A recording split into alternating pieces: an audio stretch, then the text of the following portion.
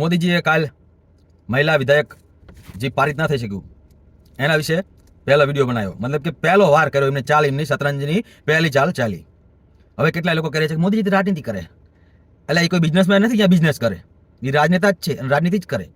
અને ખાલી કામથી જીતાતું હોત ને તો ગઈ પ્રધાનમંત્રી ચૂંટણીમાં એટલા કામ તો કર્યા હતા કે જીતી જાય, બહુમત આવી જાત. આવ્યો બહુમત? ન આવ્યો ને. તો રાજનીતિમાં બધું જરૂરી છે.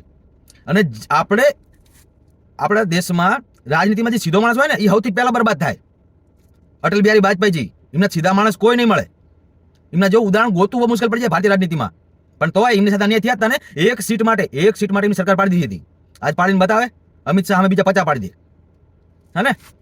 તો સમય પ્રમાણે અપડેટ થવું બહુ જરૂરી છે. અને આપણો વિપક્ષ અત્યારે એ હદે છે ને ખરાબ કે વાત જવા દો.